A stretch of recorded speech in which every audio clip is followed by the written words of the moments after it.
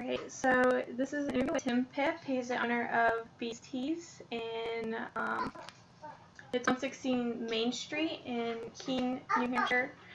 And so, Tim, do you want to tell me a little bit about your company and how you got started? Sure, yeah. So I started the company in 2010. I was in my fifth year of college, and I ran cross country.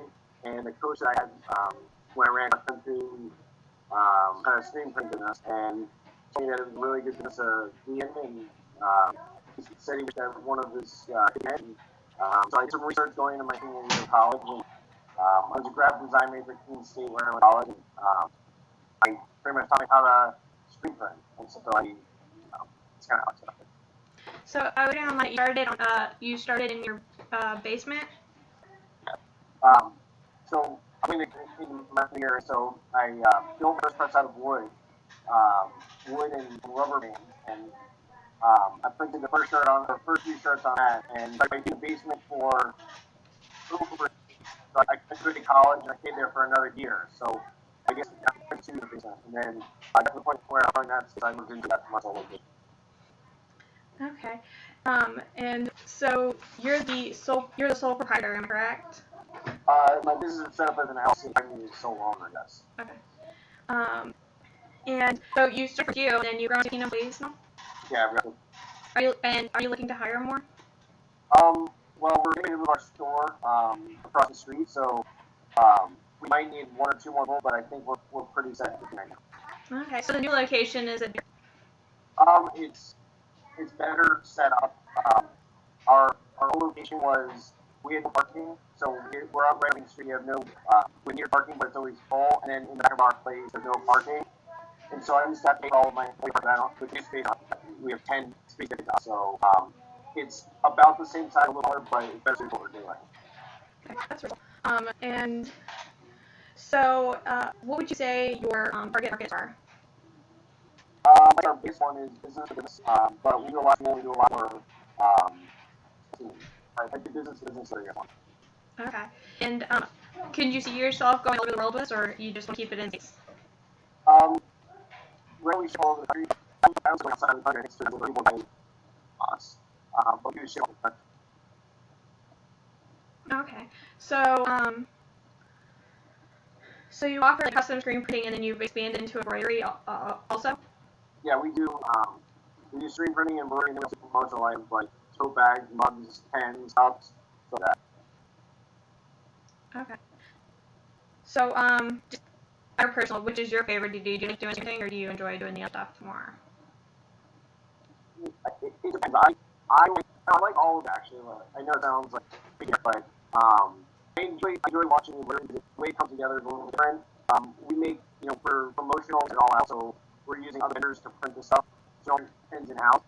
Like that is the amount that we're getting is very minimal. We're making pretty good profit on it. And screen printing is really where we're making our money. But I really like all of it. I think they're really well together in business we're in. Okay.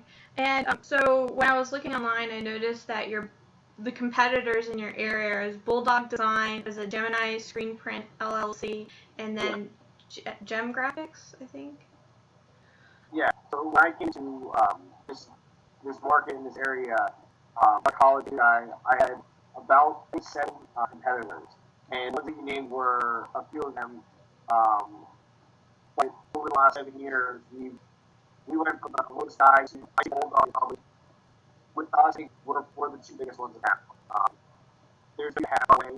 We ended up buying out a very small operation, full color print. So a lot of people wanted to say, can you print a picture on a shirt? And before we couldn't do that, but I ended up buying a business that had the equipment to do that. And so now we can do that. So we went away, and there were some other small ones that have gone away. Nobody fought since I've been in business, but I'd say 5 or 6 of them are very talent local competitors. And what do you think is giving your business the edge over everybody else? What do you feel like you have improved upon? Well, when I first started, I didn't start the business to be mostly doing it as a business, so I was outside of the area. And about 2 years in, I brought it to Keene, so I already had some business team. But as far as what sets us apart, originally we were the only ones in town not to charge screen setup fees, and that's a big thing in history where anywhere between $15 and $35 times $50 for a screen setup. And if you're doing a 4-color print on one side, that could be about $100 before you even talk about shirts. And so I always thought about the way I said is if you're getting in your house, the guy doing the work isn't going to do a hammer fee or a nail fee. He's got the hammer and he's got the nails to use that anyway. So the things you don't get to keep. So as you're not keeping yours, we're going to keep those or use them. So with the hammer, I've got to buy the screen anyway. And so I need something to set myself apart, and I felt like the screen fee was a little much. So I get out, and all of my competitors have followed suit. So we're not the only ones that don't do it. We're the only ones that advertise that don't do it. Most of them will say, oh, we charge people a waiver for you, or it's been very good because a lot of people are upset they will charge the screen fee with a competitor. Also with an import too, where somebody talks to me and they saw, they've got my screens and it's okay, I'll just go back then and I say, whoa, we don't charge any screen fees. And they say, really? $50 over there. And I'm like, don't worry about it. Come to us and we'll do it. We won't charge you a fee. Okay. So that was always the biggest thing. How do you difference in that cost? Well, of course, it's built in somewhere, but when I started, I had no overhead or very low overhead, and as I've grown, my overhead almost exceeding right now what we're making, but it's because of our growth. And so, obviously, my prices for inclusive screen, so it's not the $25 or $35 or $50, more like $8 because that's about what it really cost me, $8. So we're breaking even on the screen, and we're comparing our pricing, and we're not sharing stuff. So you can imagine it's a volume business. So we might print 500,000 shirts a year, or 400,000 shirts a year, but that's something that we need to kind of survive. And so if I was doing less than that, I wouldn't be able to survive. But because of our volume, I think the no screen studies helps us survive. Okay. So, are you planning on pairing with businesses or anything like that to help increase that volume? Or right now, we have a lot of we have a retail that print for customers, or we have a lot of contract stuff that we'll do. So we'll print for other printers, and that's a good business for us. We do now orders that are large and kind of print in house, and prices are enough that we still make enough that we send out. But we have some pretty big accounts to deal with. Actually, August we have a lot of big accounts that come in and that we print for. Why would you say August is your big month? Is that or? Yes, school starting, switching of season of things happening in the world has an effect on us. So when school starts, it has an effect on us. Sports or there's those areas like February that we don't try to see because nothing's going on. And after Christmas and after the holidays, nobody wants to spend money. So that affects us. Like August, college is starting, all the schools are up, camps and quarters are ending. So a lot of times last minute camp orders or last minute summer sport orders or now and then the race scene is like marathons like that being pretty big too. So our biggest order this month are racing in 5 years, maybe even more than that. And it could be in it's about 2,500 to 3,000 shirts. Oh wow.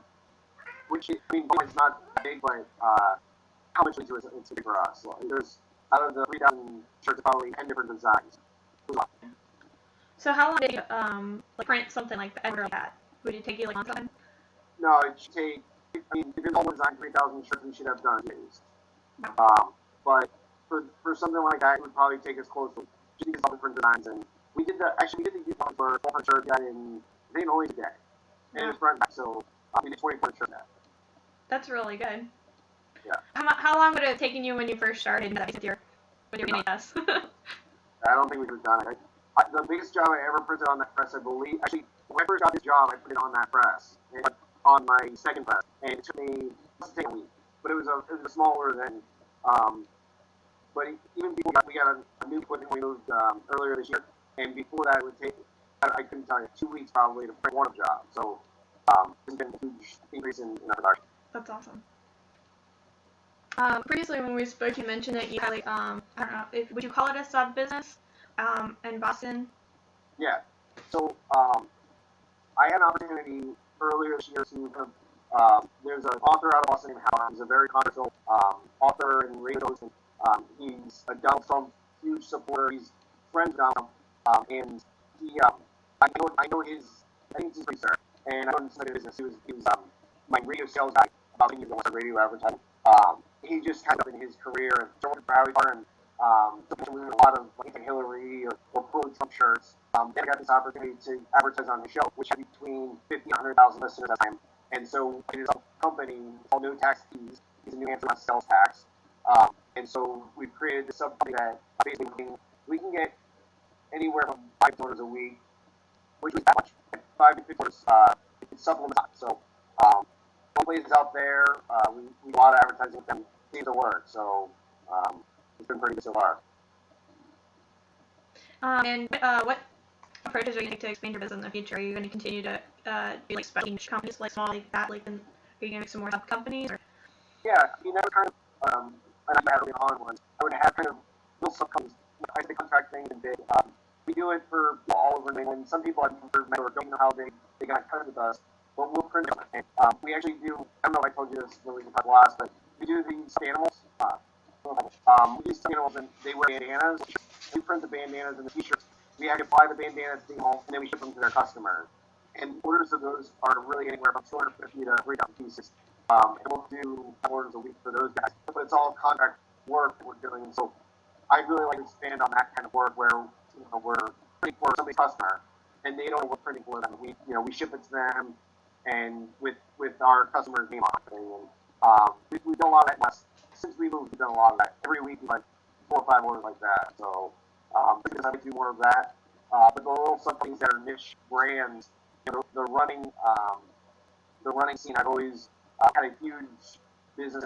I still have the website runningtees.net, and I never really did anything with it, but I could create a t-shirt printing company, runningtees.net, and promote that. So there's a lot of things like that I see as important. That's really cool. So do you do a lot of business for the college right there that you went to, the Keene, what is it, Keene State? Keene State. Yeah. So there's probably 5 or 6 people in town that print. I would say that we probably have a fourth or maybe a little bit more of their business. They actually, a couple years ago, did a bid for all of their t-shirts and got lawyers involved. I got a lot of people involved because I think it was a 2-year period of been like $5 million or $2 million. It was a big money. So, I wanted to make sure that I was right in my opinion. So I got people involved and we got one there. So I believe my thing was 5-year contract, $2 million. We would have that kind of contract, but they hold you to the fire. And you say you're going to do it for $3, there's nobody really knows talking about it. Nobody locally wanted, a place like Texas actually wanted it, and nobody at the school with them. They're very difficult. I think they could probably up in the next year or two. All that the college decides not to end, but they did save money. And so to answer your question, I think that they've got probably 2 or 3 quarters of business, so a half or 3 quarters of business. I think the other guys have probably a quarter of business. So not a lot, but we still every week we have to go through the state. But there's a lot of business around here. We have Franklin Pierce, which is a little bit farther than Keene State. We do a little more in New England College, which is about an hour away. We do pretty well there at the department. So we do a lot. I also don't rely on Keene State since it's a season there over the summer. So it's good to kind of stick in business there. And every 3 years, there's a new group of students. So we train these people for 4 years, and so it's nice. The business is nice because they're always with you for the next 15 or 20 years. They'll always be in business, so they'll always be there. It's every 2 or 3 years they're looking out officers or they're there. So it's a little riskier and a lot more. Okay. Well, I think that's all of my questions I had for my interview. So thank you for your time. Right there. Yeah.